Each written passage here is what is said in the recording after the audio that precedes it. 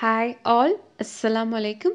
இன்னைக்கு நம்ம ஒரு செம்மையான ஃபிஷ் தம் பிரியாணி எப்படி பண்ணுறதுன்னு தான் பார்க்க போகிறோம். வீடியோக்குள்ளே போகிறதுக்கு முன்னாடி நீங்கள் இது வரைக்கும் என்னுடைய சேனல் சப்ஸ்கிரைப் பண்ணல அப்படின்னா சப்ஸ்கிரைப் பண்ணிடுங்க. கூடவே பெல் ஐக்கன் கிளிக் பண்ணிடுங்க. இந்த பிரியாணிக்கு நம்ம வந்து ஃபிஷ்ஷை ஃப்ரை பண்ணி தான் ஆட் பண்ணிக்க போகிறோம். இங்கே ஃபிஷ்ஷை ஃப்ரை பண்ணுறதுக்கு நான் மேரினேட்டிங் மசாலா ரெடி பண்ணுறேன். ஒரு மிக்சிங் பவுலில் 1.5 டீஸ்பூன் காஷ்மீர் மிளகாய் தூள் எடுத்துக்கிறேன். அது கூட 1.5 டீஸ்பூன் நார்மல் மிளகாய் தூள் ஆட் பண்ணிக்கோங்க. காஷ்மீர் மிளகாய் தூள் ஆட் பண்ணுறதுனால நம்மளோட ஃபிஷ் வந்து நல்ல கலராக கிடைக்கும். நார்மல் மிளகாய் தூள் வந்து அதுக்கேற்ற காரம் கொடுக்கும். இதில் 1 டீஸ்பூன் மல்லித்தூள் எடுத்துக்கோங்க. அது கூட 1 டீஸ்பூன் மிளகுத்தூள். மிளகுத்தூள் வந்து நம்ம எப்பயுமே கடையில் வாங்குறத விட மிளகு வாங்கி வீட்டில் பவுடர் பண்ணிக்கிட்டோம் அப்படின்னா அதோட டேஸ்ட் அண்ட் ஃப்ளேவர் சான்ஸே இல்லை, செம்மையாக இருக்கும். இதில் 1/2 டீஸ்பூன் மஞ்சத்தூள் நான் சேர்த்துக்கிறேன்.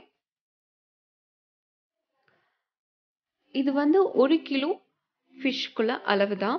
நான் இங்கே 1 கிலோ நெய் மீன் தான் எடுத்திருக்கேன். நெய் மீன் அப்படின்னா வஞ்சர மீன் இருக்குல்ல, அதுதான் 1 கிலோ நான் இங்கே எடுத்திருக்கேன். இதில் புளிப்புக்காக 1 டேபிள் ஸ்பூன் லைம் ஜூஸ் நான் ஆட் பண்ணிக்கிறேன்.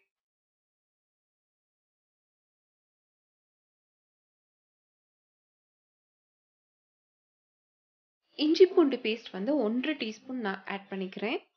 இதில் ஜீரகத்தூள் வந்து 1/2 டீஸ்பூன் சேர்த்துக்கோங்க.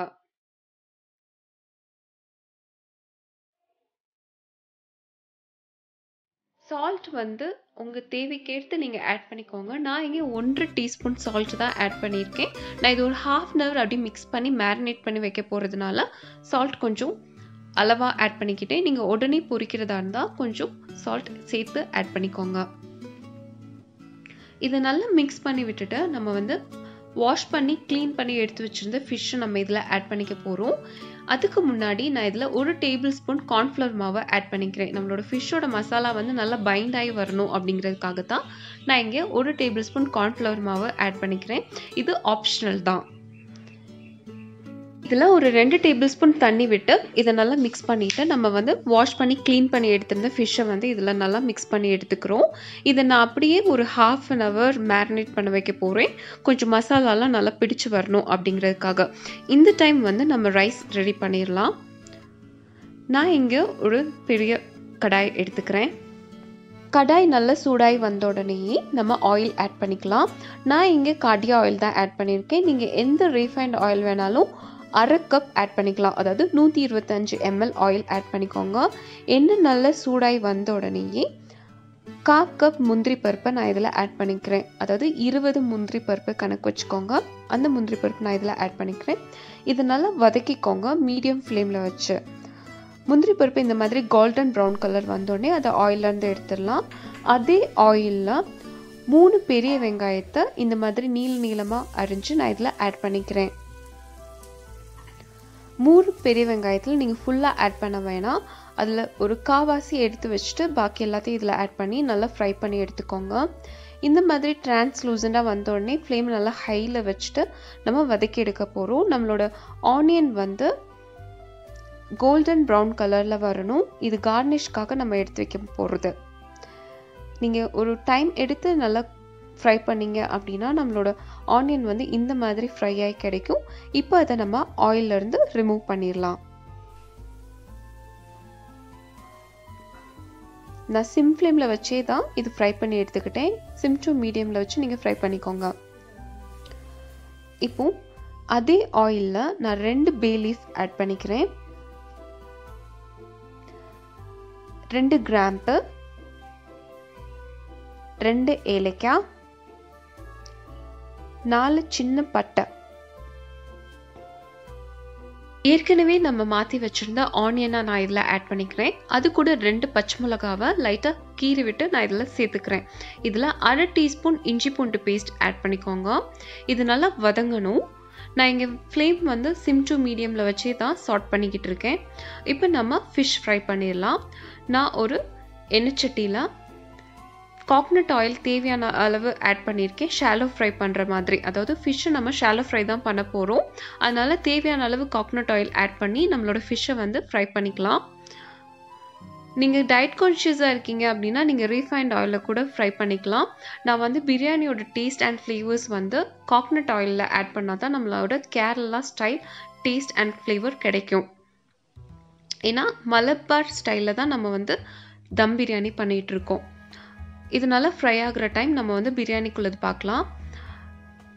இதில் தேவையான அளவு கொத்தமல்லி புதினா, நான் இங்கே வந்து ½ ஹேண்ட் கொத்தமல்லியும் ½ ஹேண்ட் புதினாவும் சேர்த்துக்கிறேன். இது நல்லா வதக்கிக்கோங்க. இது நல்லா சாட் ஆகணும். இதில் நான் 7 கப் ஹாட் வாட்டர் ஆட் பண்ணிக்கிறேன். அதாவது 7 கப் சுடு தண்ணி. எந்த கப்பில் நீங்கள் ரைஸ் மெஷர் பண்ணீங்களோ அதே கப்பை அளவுக்கு எடுத்துக்கோங்க. இது நல்ல ஒரு கொதி வந்த உடனேயே நம்ம தேவையான அளவு சால்ட் ஆட் பண்ணிடலாம். நான் இதில் 2 டீஸ்பூன் சால்ட் ஆட் பண்ணிக்கிறேன். இப்போ நம்ம க்ளீன் பண்ணி வாஷ் பண்ணி எடுத்து வச்சுருந்த ரைஸை நான் இதில் ஆட் பண்ண போகிறேன். நான் இங்கே 4 கப் பாஸ்மதி ரைஸ் தான் எடுத்திருக்கேன்.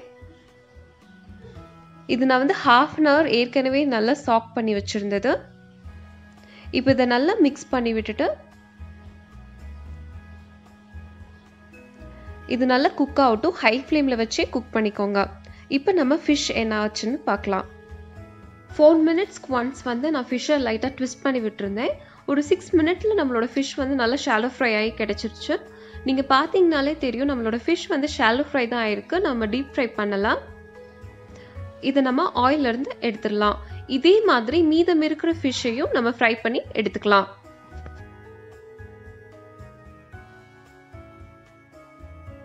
இப்போ நம்மளோட ரைஸ் பார்த்தீங்க அப்படின்னா ஓரளவு நல்லா குக் ஆகிருக்கு. இந்த டைம் நீங்கள் சால்ட் பார்த்துட்டு பத்தலை அப்படின்னா நீங்கள் ஆட் பண்ணிக்கலாம். எனக்கு கரெக்டாக தான் இருந்துச்சு. இது நல்லா மிக்ஸ் பண்ணிவிட்டு சிம் ஃப்ளேமில் வச்சு க்ளோஸ் பண்ணி ஒரு 20 மினிட்ஸ் நான் அப்படியே குக் பண்ண போகிறேன். அப்போ தான் நம்மளோட ரைஸ் வந்து நல்லா விரிஞ்சு குக் ஆகி கிடைக்கும். ஒன் சைட் குக் ஆகும்போது நம்ம ஃபிஷ் மசாலா ரெடி பண்ணிடலாம்.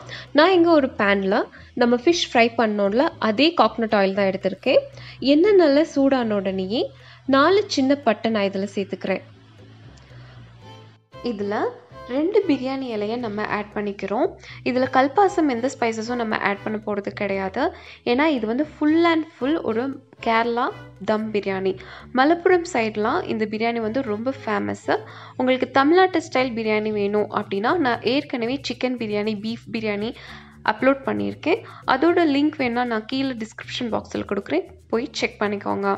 இதில் 2 ஏலக்காய், 2 கிராம்பு, 2 பெரிய வெங்காயத்தை நேர அரிஞ்சு நான் இதில் ஆட் பண்ணிக்கிறேன்.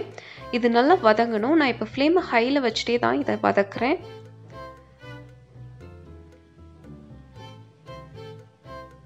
ரெண்டு பச்சை மிளகாவை நீங்கள் இதில் சேர்த்துக்கோங்க.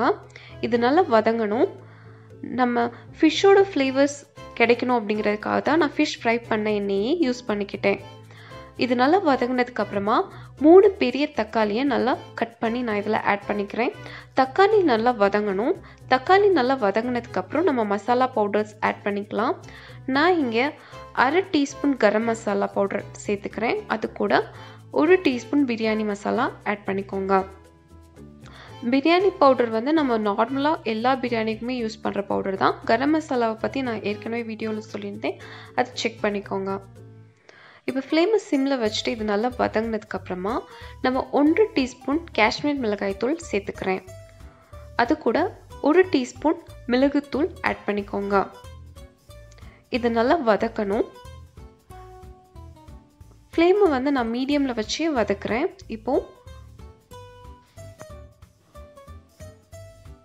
ஃப்ளேமை சிம்மில் வச்சுக்கோங்க. இது நல்லா வதங்கிக்கட்டும். இது நல்லா வதங்கி இந்த மாதிரி ஆயில் தனியாக பிரிஞ்சு வரணும். ஒரு 2 மினிட்ஸ்க்கு அப்புறம் பார்த்தீங்க அப்படின்னா இந்த மாதிரி பிரிஞ்சு வரும். இப்போ நம்ம ஹங் கர்ட் 2 டேபிள் ஸ்பூன் ஆட் பண்ணிக்கலாம். அதாவது புளிக்காத்த கெட்டி தயிரை 2 டேபிள் ஸ்பூன் நான் இதில் சேர்த்துக்கிறேன். இது நல்லா மிக்ஸ் பண்ணிக்கோங்க. ஃப்ளேம் வந்து கவனிச்சிங்கன்னா தெரியும், நான் சிம்லேயே வச்சு தான் வதக்குறேன். இப்போ ஃப்ளேமை மீடியமில் வச்சுக்கோங்க. இது நல்லா வதங்கி இந்த மாதிரி ஆயில் தனியாக பிரிஞ்சு வரும்போது நம்ம கொத்தமல்லி புதினாவை இதில் ஆட் பண்ணிக்கலாம். நம்ம ஏற்கனவே ரைஸில் ஆட் பண்ணதுனால இப்போது கொஞ்சம் தான் நான் ஆட் பண்ணியிருக்கேன். இதை நல்லா மிக்ஸ் பண்ணிக்கோங்க. இப்போ கொஞ்சம் புளிப்புக்காக நம்ம லைம் ஜூஸ் ஆட் பண்ணிக்கலாம்.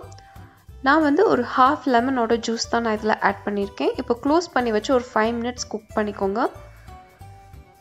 நம்ம மசாலாவோட ரா ஸ்மெல்லாம் போய் இந்த மாதிரி ஆயில் செக்ரேட் ஆகி வரும்போது நம்ம ஃப்ரை பண்ணி வச்சுருக்கிற ஃபிஷ்ஷை நான் இதில் ஆட் பண்ணிக்கிறேன். மீனை ஆட் பண்ணும்போது நீங்கள் வந்து ஃப்ளேமை சிம்மில் வச்சுட்டு இந்த மாதிரி கொஞ்சம் ஸ்பேஸ் விட்டு ஆட் பண்ணிக்கோங்க. ரொம்ப ஃபோர்ஸாக நீங்கள் மிக்ஸ் பண்ணக்கூடாது, ஏன்னா மீன் உடைஞ்சிரும். கொஞ்சம் பார்த்து கவனமாகவே இந்த மாதிரி லைட்டாக ஃபோல்டின் பண்ணி விட்டுக்கோங்க.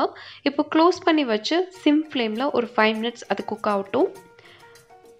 இந்த மாதிரி நல்லா குக் ஆகி நம்ம ஆயில் செக்ரேட் ஆகி இந்த மாதிரி வந்ததுக்கப்புறமா நம்ம இதை க்ளோஸ் பண்ணி வச்சிடலாம். இதுதான் நம்ம பிரியாணியோட ஃபிஷ் மசாலா.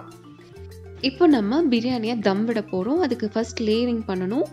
நான் வந்து நல்லா ஹெவி பாட்டம்டு கடாய் எடுத்துக்கிறேன். அதை வந்து நான் இப்போ ஃப்ளேம் ஆஃபில் தான் இருக்கு. இப்போ நம்மளோட ரைஸை வச்சு ஒரு லேயர் கொடுத்துக்கிறோம்.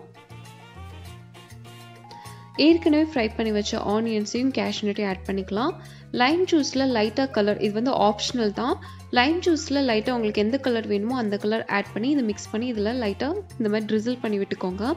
இப்போ நம்மளோட ஃபிஷ்ஷு நம்ம மசாலா ரெடி பண்ணி வச்சுருந்தோம்ல, அதை நான் இதில் ஆட் பண்ணிக்கிறேன். நான் ஏற்கனவே ஃபிஷ் வந்து 3 ஃபிஷ் வந்து ஃப்ரை பண்ணாத ஃபிஷ் எடுத்து வச்சுருந்தேன் ஃபைனலாக கார்னிஷ் பண்ணுறதுக்காக. இப்போ நம்மளோட மசாலாவில் 3/4 ஆட் பண்ணிவிட்டு நம்ம ரைஸ் மறுபடியும் ஆட் பண்ணுறோம். ரைஸ் கொஞ்சம் திக் லேயராகவே கொடுங்க.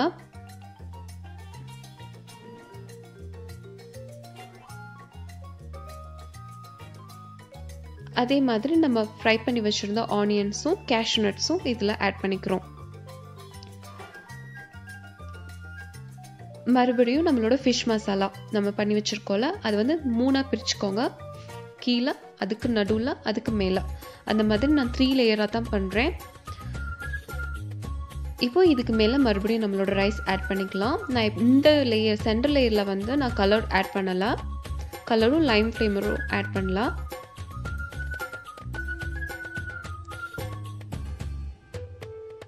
இப்போ ஃபைனலாக நான் வந்து ஆனியனும் கேஷ்யூவும் வச்சு கார்னிஷ் பண்ணிக்கிறேன். நான் வந்து 3 லேயர்ஸ் கொடுத்துருந்தேன்.